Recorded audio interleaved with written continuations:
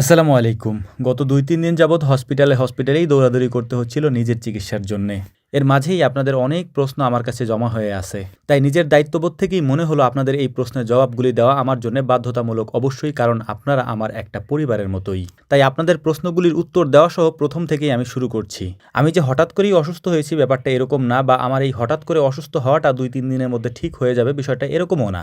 গত ৩ বছর যাবৎ আমার এই অসুস্থতা চলমান রয়েছে এবং আলহামদুলিল্লাহ মাঝখানে আমি কিছুদিন সুস্থও ছিলাম এবং লাস্ট কিছুদিন যাবৎ আমার এই সমস্যাগুলি পুনরায় দেখা দেয় এবং আমি চিকিৎসা নেওয়া শুরু করি। এখনো পর্যন্ত সেটা চলমান রয়েছে। গত ২-৩ দিন আগে আমরা যে ভিডিওটা দিয়েছিলাম, বা আমি যে ভিডিওটা দিয়েছিলাম, সেটাতে সবথেকে বেশি প্রশ্ন বা আমার কাছে সবথেকে যে মেসেজগুলি এসেছে তার মধ্যে অন্যতম ছিল যে, ভাই এত কিছু হয়ে যাচ্ছে তারপর আপনি কেন আপনার কাজ বন্ধ করছেন না?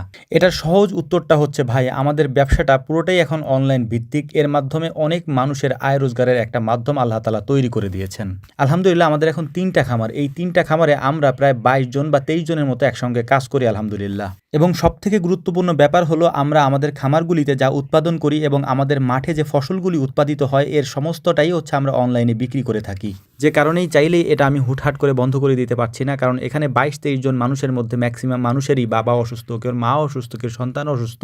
সো ভাই আমি একার জন্য তো তাদের এই ক্ষতিটা আমি করতে পারি না, যে কারণেই অন্যের জন্য হলেও এই কাজগুলি আমাকে চালিয়ে যেতে হচ্ছে। ভাই একজন মানুষের গড় আয়ু কতদিনই বা থাকে? যেহেতু আমি আল্লাহ তাআলার উপরে পূর্ণ আস্থা এবং বিশ্বাস রাখি সবকিছুর উপরে, এজন্য এগুলো আমি বিশ্বাসও করি না। আমার হায়াত যতটুকু আছে আমি ততটুকুই বাঁচবো এবং আমার রিজিক যতটুকু আছে আমি ততটুকুই পাবো। দেখুন একটা বিষয়, আল্লাহ তাআলা আমাকে কতটা ভালোবাসেন। লক্ষ লক্ষ মানুষ আমাকে ভালোবাসতেছে, তারা আমার জন্য দোয়া করতেছে, তারা আমার জন্য কান্নাকাটি করছে। এর থেকে বড় পাওয়া একটা মানুষের জন্য কি হতে পারে? টাকা পয়সা মানুষের আজ আছে কাল থাকবে না, কাল হবে পশু আবার শেষ হয়ে যাবে, এরকমই জীবন চলতে থাকবে। কিন্তু মানুষের ভালোবাসা, মানুষের দোয়া, এগুলি আমি মনে করি আল্লাহ তাআলার পক্ষ থেকে আমার জন্য একটি অনন্য নিয়ামত। আমি অধম গুনাহগার, আমি জানি আমার গুনার ভার কতটুকু। তারপরেও আল্লাহ তাআলা যে আমাকে এই দুনিয়াতে এত সম্মান দিয়েছেন, মানুষের এত ভালোবাসা দিয়েছেন, এটার জন্য যদি আমি সেজদায় পড়ে লক্ষ লক্ষ বছরও পড়ে থাকি তাহলেও সেটা শেষ করতে পারবো না। আপনারা আমার জন্য এতটুকু দোয়া করেন, আল্লাহ তাআলা যেন অতটুকু হায়াত আমাকে দেন যে কাজগুলি আমি হাতে নিয়েছি যেন সেই কাজগুলি আমি শেষ করে যেতে পারি আলহামদুলিল্লাহ।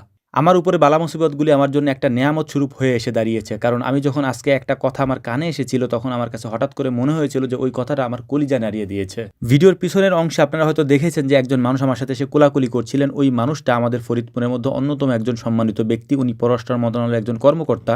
ভাই জিলানী ভাইয়ের সাথে হসপিটালে এসেছিলেন দুপুরে আমাকে দেখতে। তো আমরা জোহরের সালাত আদায় করার পর ভাই যখন আমাদের থেকে বিদায় নেন তখন কানে কানে আমাকে বলে যান, ভাই তাহাজ্জুদের সালাতটা কন্টিনিউ করেন, এটা ছেড়ে দিয়েন না। এই কথাটা আমার একেবারে কলিজায় এসে লেগেছে। আমার কাছে মনে হয়েছে যে আমি হয়তো দুনিয়ার এই চাকচিক্যের মোহে পড়ে নিজেকে হারিয়ে ফেলছি রবের ইবাদত থেকে। তো যাই হোক আলহামদুলিল্লাহ সবকিছু মিলিয়ে, কারণ আল্লাহ তাআলা যদি অসুস্থতা আমাকে না দিতেন এই কথাটুকু আমার কান পর্যন্ত পৌঁছাতো না, আমি নিজেও হয়তো সচেতন হতাম না। ইব্রাহিম ভাইয়ের সাথে হসপিটালে দেখা হয়েছিল, ভাইও অসুস্থ, ভাইয়ের জন্য দোয়া করবেন, আমার জন্য দোয়া করবেন। এর পাশাপাশি ছোট মামা অনেক কষ্ট করেছেন ওনার অফিস থেকে এসে, তারপর যে দিন রাত আমাদের পিছনে দৌড়াদৌড়ি করেছেন। এর পাশাপাশি আনিস ভাইয়ের কথা তো না বললেই নয়, ওনার কথা আসলে কোনো উপমা দিয়ে আমি হয়তো শেষ করতে পারবো না। আমি ভিডিও শেষ করছি, আমার জন্য দোয়া করবেন। আসসালামু আলাইকুম ওয়া রাহমাতুল্লাহ।